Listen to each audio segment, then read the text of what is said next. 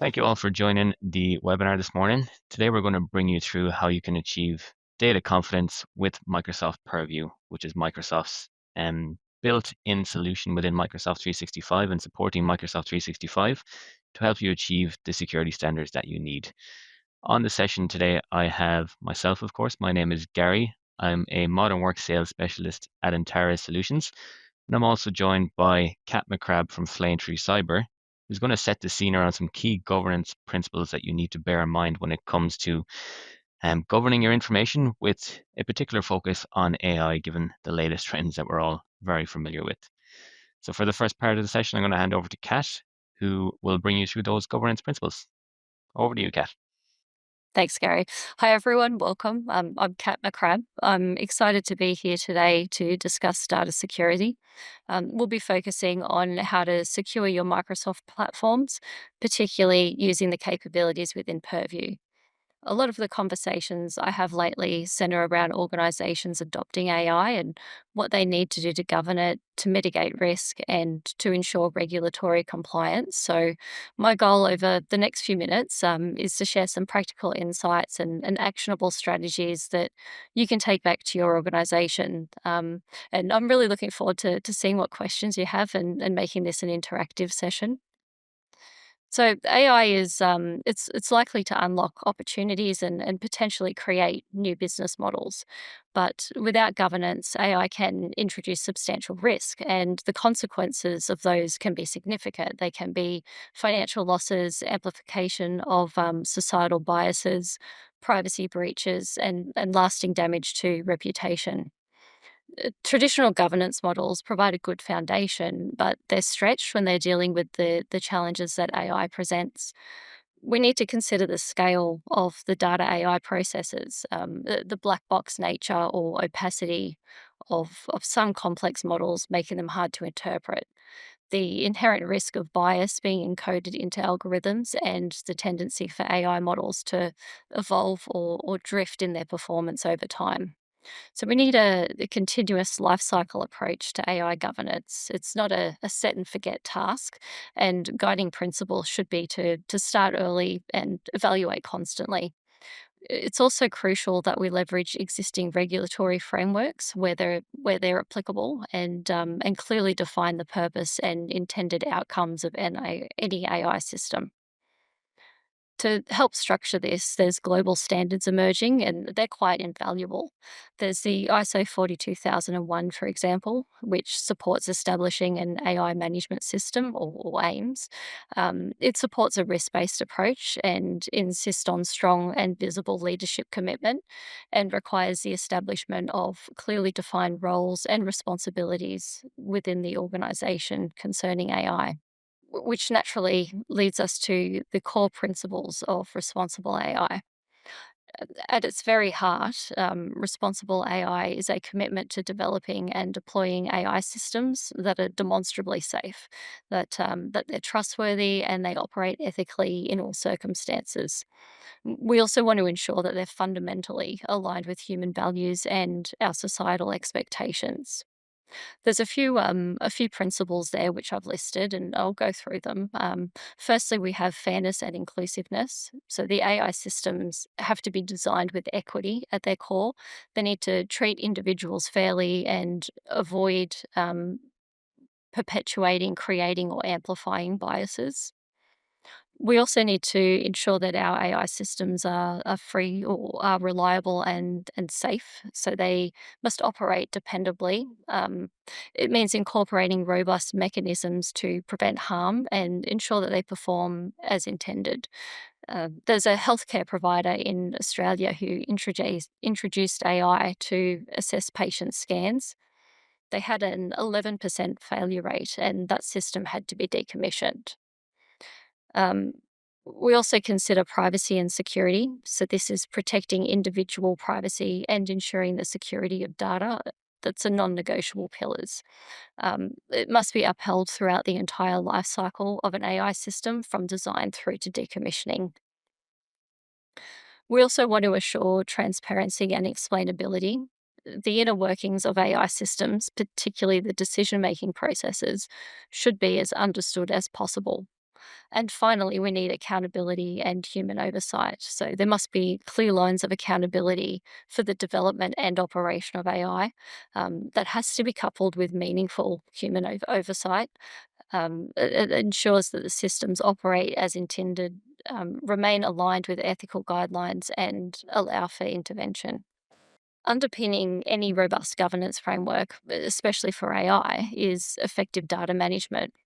A crucial first step here is data classification, which is the process of organizing data by categorizing it based on its sensitivity level. So that could be personal information, financial data, proprietary business secrets, and we understand its direct relevance to legal and regulatory obligations.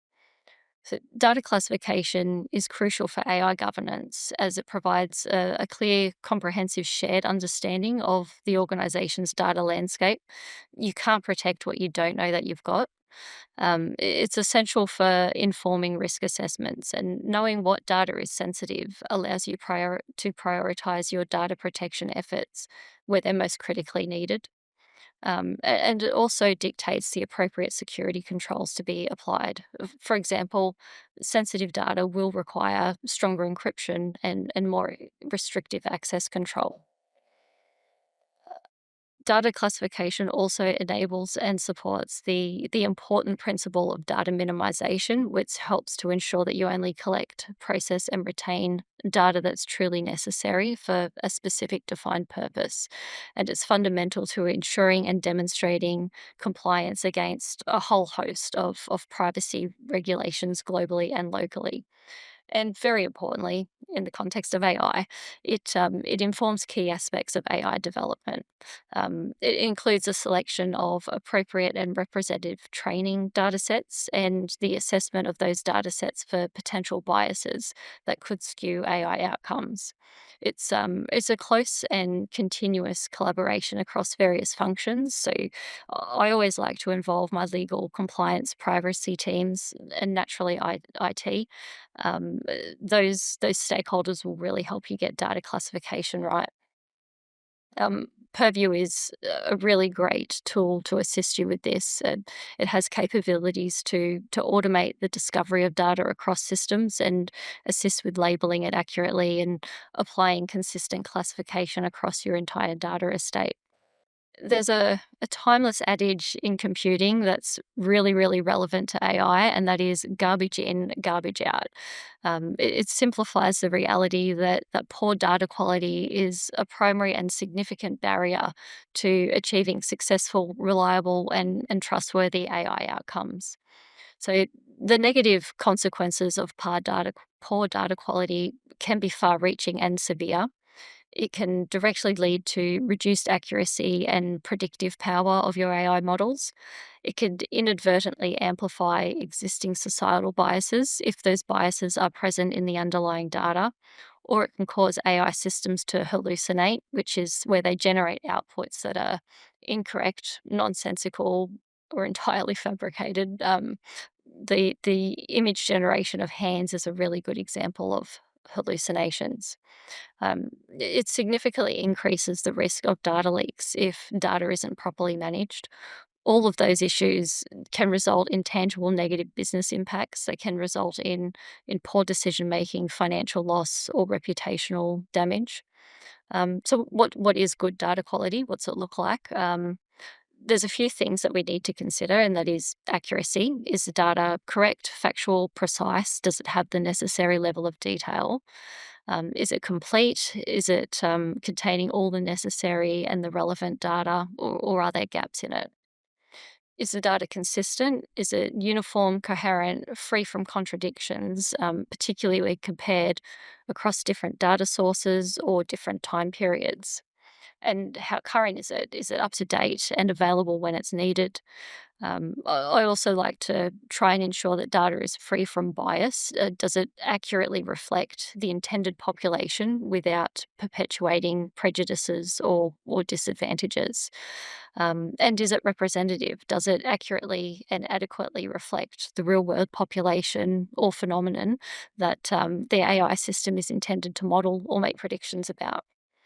To achieve this, you need to actively engage your data governance and analytics functions in establishing standards, overseeing processes, and driving those data quality initiatives. It also helps to prioritize data quality efforts on high value data sources. Those are the data sources that will have the most significant impact on the performance and reliability of your AI systems, and implementing robust data validation processes throughout the data lifecycle. So that can include mechanisms for tracking data lineage, any transformation the data has undergone, and deploying monitoring tools to assess and maintain data quality over time. Might be the most important. It's the hardest to do, is fostering an organizational culture that genuinely understands, values, and prioritizes the quality of data. So globally, there are regulations applicable to AI, like the GDPR, the General Data Protection Regulation from Europe. California have the California Consumer Protection Act, and the EU have the AI Act, which is quite comprehensive. There's a host of other industry-specific and national data protection laws. When AI involves personal data, you should develop a privacy impact assessment, or a PIA. They're often essential, and they should be conducted before you deploy an AI system, particularly one that processes personal information. So, PIAs use the privacy by design principle, which means they proactively embed privacy considerations into the design and architecture of your system rather than bolting them on as an afterthought. And it's important that PIAs are not a one-time checkbox exercise. They have to be documents that are reviewed and updated as systems evolve or the regulatory landscape changes. Transparency with your users, your customers, and your other stakeholders is also very important. It means ensuring that your privacy notices or policies, terms of service, and contractual agreements are regularly updated to be clear and accurate and comprehensively reflect how AI is being used. It also should include how personal information is being processed and if AI is being used for decision making. When it comes to consent, it's often a fundamental legal prerequisite for using personal information in AI systems, especially for more sensitive uses or where other legal bases don't apply. Your consent mechanisms have to be carefully designed to be clear, unambiguous, and easily understood. Consent must also be diligently managed throughout the data lifecycle, including providing straightforward ways for individuals to withdraw their consent. AI introduces some novel and unique risks that need proactive and sometimes sophisticated management strategies. We need to understand these new and emerging AI threats to effectively mitigate them. So we'll start with adversarial attacks, which are attempts where attackers may subtly manipulate the input data fed into an AI model. That goal is to cause the model to make an incorrect classification or flawed decision. There's also data poisoning. Where the training data used to build the AI model is deliberately compromised or corrupted. It can lead to a flawed model that behaves unpredictably, reflects embedded biases, or is controlled by the attacker. There's also model evasion or inference attacks.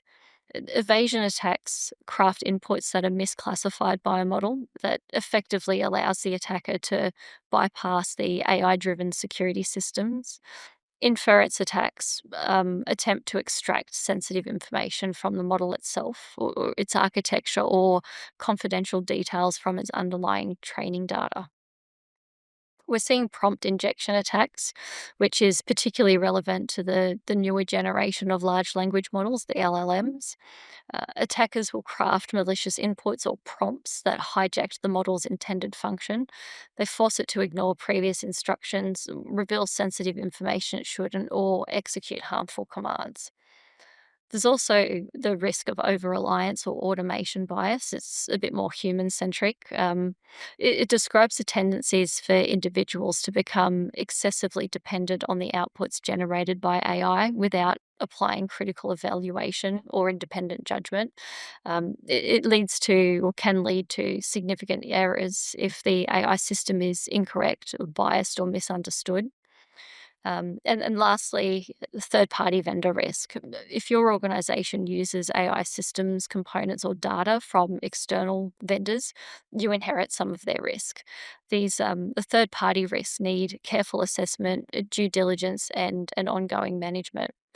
There's frameworks like the MITRE Atlas, which is the adversarial threat landscape for artificial intelligence systems, and that can provide insight into the evolving threat landscape.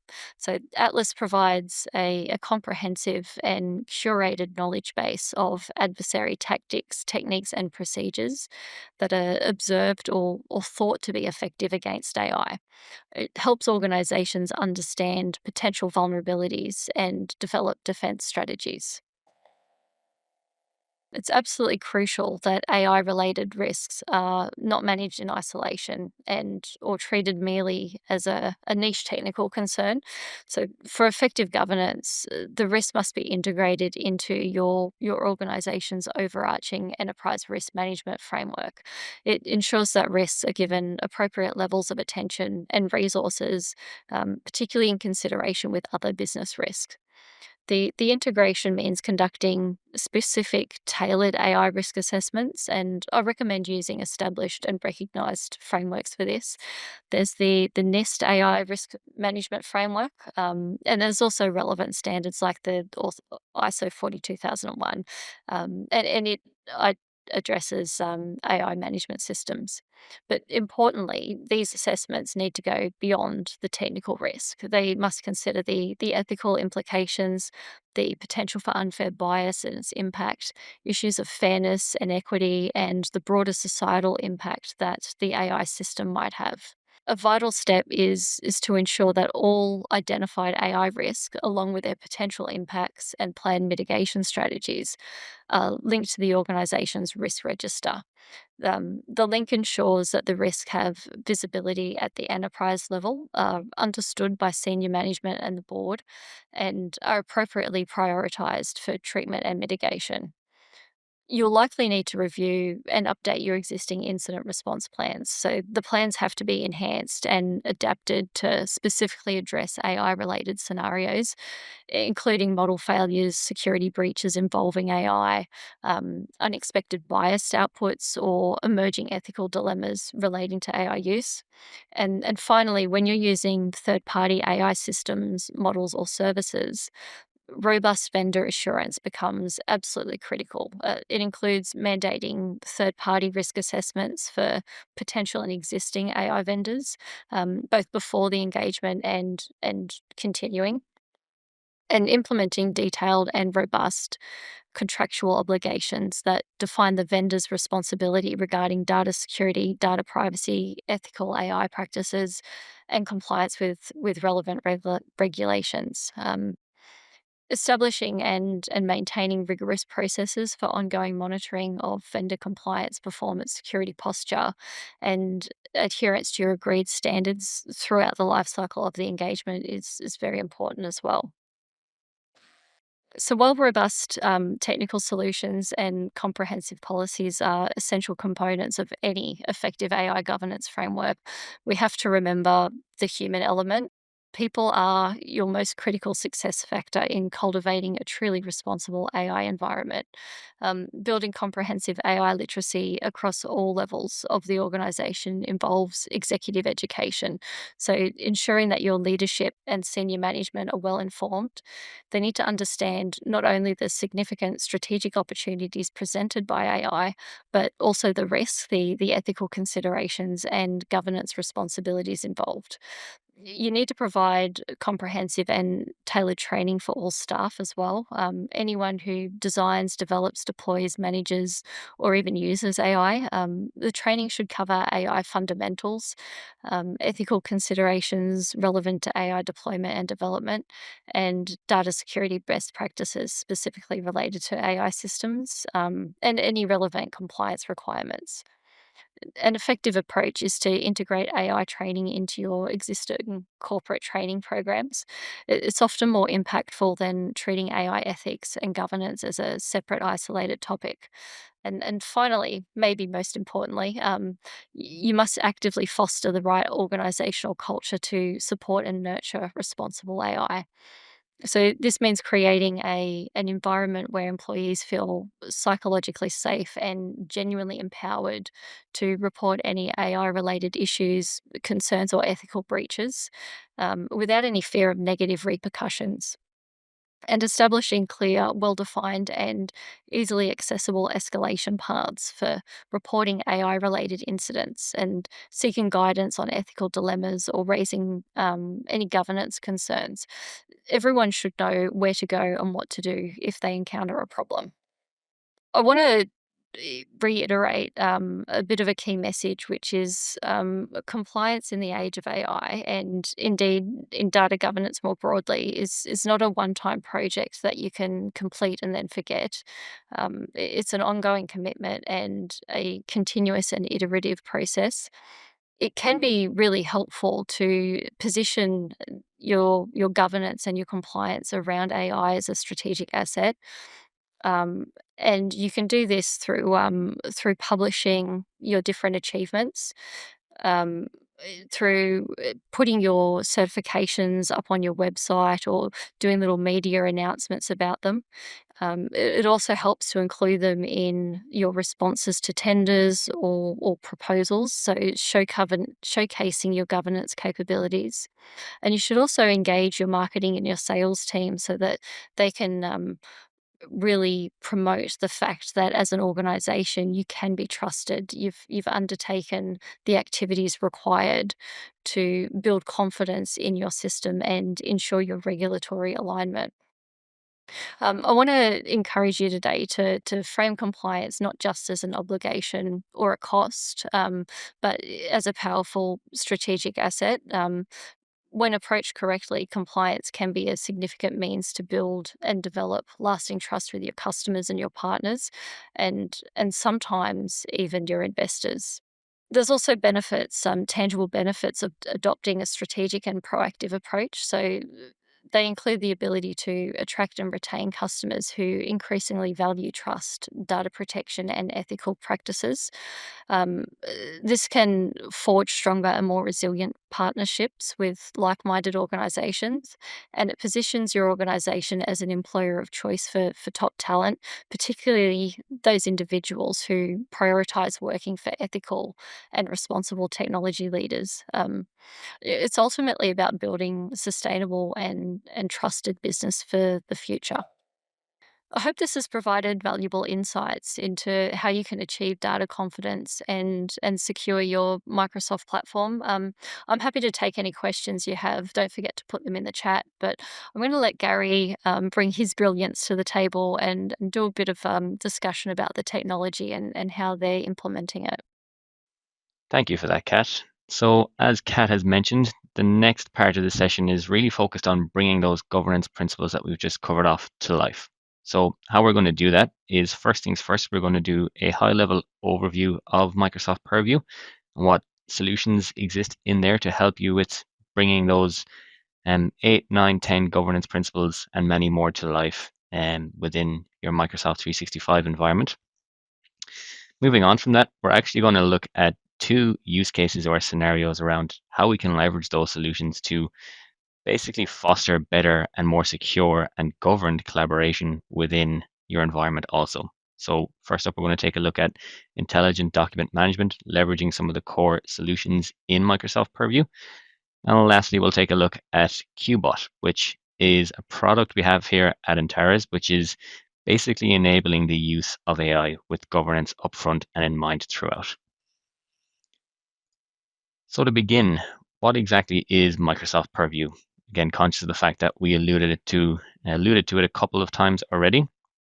As you'll see in the description here, Purview is Microsoft's comprehensive platform, which is geared towards helping organizations manage, protect, and govern their data. How do they achieve that? You'll see in the image here that there are three core components or facets associated with Microsoft Purview. So up first we have data security, beneath that we have data governance, and down the bottom we have risk and compliance. So basically, these three core components are fleshed out into a whole host of solutions, as you can see here in Microsoft Purview. We're not going to drill into each and every one of these solutions in today's session, but you'll see that it starts to basically focus in on those different governance principles that Kat touched on in the first part of the session, so that you can take that more logical and in-depth approach and actually bring it to life within your Microsoft 365 environment. The benefits of that are that's of course where the majority of your information lives for the most part. So that's where you want to start protecting that information, especially when it starts crossing from service to service. So if you have information that lives in SharePoint and is being leveraged in Power Platform and whatnot, making sure that those governance principles are actually enforced throughout the total Microsoft 365 stack is going to become key to making sure that your environment is as governed and as secure as it should be. The two solutions I do want to take a focus on in the webinar today are information protection. So this is basically leveraging different labels and policies that you apply to your different services, which in turn actually apply sensitivity labels as they're known, which makes sure that the information is number one being classified correctly, and number two, the correct controls or settings are applied to that information in line with the label that we apply.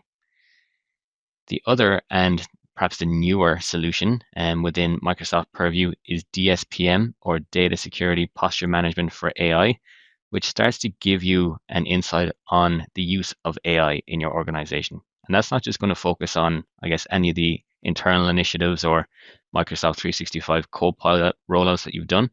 This is actually going to start showing you where maybe third-party AI tools are currently in use, such as ChatGPT and others, where users might be actually using AI without that governance wrapped around it. So they're the two solutions that we're going to take a focus on. Before we do that, I guess it's important to take a step back and just remind ourselves why we actually need to protect our information and why it's important. So a couple of stats that we have here for you. On the right-hand side, you'll see that in 2023, so I'm sure that the figures are probably larger nowadays, the average cost of a data breach was just under $4.5 million. So what that really reflects is that obviously that's going to have a serious impact on your organization's bottom line, but not just that. From a conceptual perspective, that's going to create an awful lot of noise around the organization and start to lead people down the line of thinking that, I guess, the information that they're providing your organization with isn't protected. And off the back of that, in a similar study, organizations that were surveyed, 80% of those found it hard to actually, first of all, get an understanding around where their information lives, which is what Microsoft Purview helps you do, but also trying to manage the different compliance standards across all the various solutions that they might have in a segregated and separated fashion meant that I guess it wasn't really being controlled holistically. And I guess organizations, although they thought they were, weren't really protecting their information with these fragmented solutions. An approach that we've established at Antares to, I guess, combating that fragmented approach is establishing a framework around how we approach intelligent document management. So every organization obviously has a whole host of information that originated and is generated through documents in their Microsoft 365 environment. And for the most part, we see three different types of documents existing in each and every organization. So first of all, you have your controlled documents, which looks at your policies, your procedures, your contracts, and so on. You have your collaborative documents, which are typically those project nature documents where you and your teams are going in and collaborating on those documents on a daily basis. And for some organizations, not all, there is a need to establish certain documents as records in order for compliance reasons. So when we take a look at this, I guess this represents the typical scenario where a lot of these are operating in isolation and organizations are actually managing these in isolation.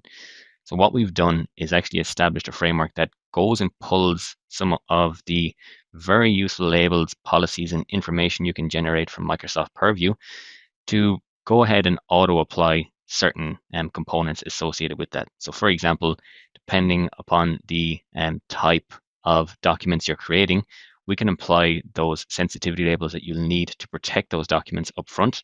We can also ensure that the records management capabilities that are available in Microsoft Purview are applied if and where necessary so that you can manage your records in place. And of course, if you need your certain contracts, policies, and so on to be reviewed and recertified on an ongoing basis, which most organizations do, then we can bring you through the ready to go rules we have in place to help you with that. And again, all of this is underpinned by the capabilities that Microsoft provide to us in Microsoft Purview. If we drill a little bit deeper in terms of one example of that, so this is taking the scenario of collaborative documents. So again, coming back to those project-based documents that you and your teams work on a frequent basis, the first step to ensuring governance is applied is making sure that we apply governance upfront. And that's typically done at the provisioning process. So again, with our TELUS tool that we use for this, we provision the Microsoft SharePoint site or the team that you need. You define the purpose of that team that you're creating, for example. So that could be a project. That means when you select a project that you're going to be asked to then specify the classification. So whether that's a highly confidential project, for example, when you do that, that's actually pulling the information protection labels that exist in your Microsoft Purview environment, auto applying it to that team. And that means any folders or documents that you create, or essentially any resource you create within that Microsoft team, has that label applied. So that's what we see over on the right hand side here with this screenshot. There's a hiring plan after being uploaded into that team. We can see that the sensitivity is defined as highly confidential, and the toolbar gives us some information around what that sensitivity label actually means. So again, that gives you a flavor as to how we can actually leverage the components in Microsoft Purview to better collaborate and more securely collaborate in our environment. But again, a lot of this becomes meaningless if we don't think about those governance principles that we must define as an organization, which Kat brought us through at the start. So the other solution that I wanted to bring you through in Microsoft Purview today is DSPM, or Data Security Posture Management for AI. Again, as I touched on at the start, this is a relatively new solution within Microsoft Purview. So with that in mind, more and more features and capabilities continue to be added to it. But what it really starts to do is to paint a picture around the use of AI in your organization. So although the image that we have here might be a little bit hard to read, what it does do is reflect the types of things that DSPM for AI is intended to do for you within your organization. So first up, it's going to give you a flavor around the tasks that you should consider doing. These could be certain policies or certain settings to apply to drive and boost the insights that you get. Below that, we have some recommendations. So again, this is also reflecting your baseline against other organizations, and also recommending certain policies and labels and other solutions within Microsoft Purview to consider to make sure that you're protecting that AI usage as best as you can. And last but not least, and perhaps the most useful component that exists to date in DSPM for AI, is the reporting capabilities that it gives us. So with the two graphs that we see, one of those reflects the use of Microsoft 365 Copilot within the organization, which is great. So that gives us, I guess, the use of Copilot, which is something that we've made a conscious effort to roll out to the organization, so that they can start getting the benefit of AI. But the other graph that we see in the bottom right-hand corner actually shows us the use of AI across external AI tools. So that could be ChatGPT, for example. And more often than not, the use of these external AI tools isn't something that we've actually governed or, I guess, gave the green light to. Because when we're using these third-party tools, it means that our users could be going in and uploading documents to these external sources that contain personal identifiable information, for example. And that information is actually being, number one, consumed by the large language models or LLMs used by these external tools. And number two, it's actually being used to train those tools as well. So again, that represents a massive risk that Kat brought us through in much more detail at the start. So I'm not going to go through that again. But what it does actually highlight is AI is being used within your organization in some shape or form. So perhaps one of the most important considerations we need to make is how do we actually empower our users to start using and getting the value of AI, but doing so in a controlled manner. And that's where an AI solution like we developed at Antares, known as Qbot, comes into play. So I've just launched Qbot up on the screen, as you can see. And if you've used any of the AI tools to date, whether that's Microsoft 365 Copilot or even something along the lines of ChatGPT, you'll get the interface in the sense that it's pretty similar to the rest of those. In a nutshell, Qbot takes on a number of different personas, and more often than not, these personas connect to different data sources. So those data sources could be internal within your Microsoft 365 environment, or indeed it could be external. I guess the key that we're trying to highlight here is the fact that these data sources that you're connecting to are fully controlled by you and defined by you as part of actually rolling out and using Qbot itself. And these can be broadened or they can be more restricted down in line with the needs of your organization. And that's where we work with you to make sure that number one, we're only connecting to the data that we're using. And then number two, in the background, only using the large language models that Microsoft makes available to us and controls and governs that make the most sense for your organization as well. So again, it's all the use of AI in a very controlled and governed way. And bringing you on that journey is, I guess, a key step in terms of actually getting to the point where you can use these AI tools and making sure that you're doing so in a controlled manner. To give you a very quick flavor as to how it works, the first example I want to show you is this policy assistant. So again, this is connecting to, let's say, our internal policy document library in our SharePoint environment at Antares. And I can go and ask a whole host of queries of these policies, for example. So I might come in and say, what is our working from home policy? If I can spell it correctly,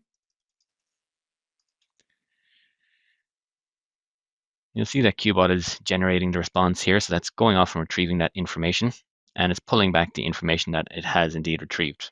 So a couple of things to highlight here is the fact that if I didn't have access to this working from home policy, or indeed this Teams document library that I'm connecting to, Qbot is not going to retrieve that information for us. So again, that's strictly adhering to all of the security controls that we put in place, whether that's the permissions that we apply or the sensitivity and information protection labels that we apply to this information. Qbot is strictly adhering to all of that. But of course, in this case, I do have the correct access to go and retrieve that information. So Qbot has gone off and done that for us.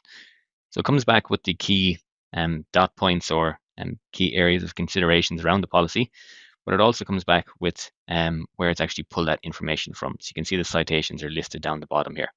And this is just to give you a flavor as to how it's given you the ability to go off and click into these policies if you wanted to have a more in-depth read. Or of course, I could actually ask a follow-up question to go and drill into more detail around a specific dot point, or perhaps get a more broad response around what that working from home policy is. I mentioned at the start that we can also use Qbot to connect to external data sources, for example.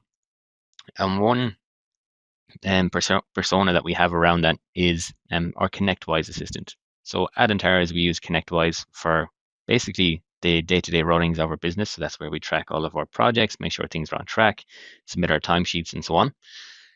In this example, over on the left-hand side here, in my chat history, you can notice that I can click in and kind of go back to a previous query that I've asked around the projects. And again, this is all fully controlled from a data governance and security perspective. This will only connect to the information that I have access to, that is, in ConnectWise. But to give you a flavor as to what it's actually doing, I can come in and ask how many projects were closed this year. It's come back with a very straightforward answer. I can have a two-way conversation with Qbot to basically flesh out the finer details around those projects. So again, it's really making my life a whole lot easier when it comes to retrieving the information that I need, especially if you need to report on those projects, for example. So you can see I've asked Qbot to put them in a table, comes back with a response to categorize all that information for me. So now that we've come to the conclusion of the webinar, I think it's important that we discuss on what the next steps are. And at this point, I'm going to bring Kat back to, I guess, assist me on this. So if you want to drill a bit deeper on anything that we've covered off in today's session, you'll see that both of our contact details are listed on the screen.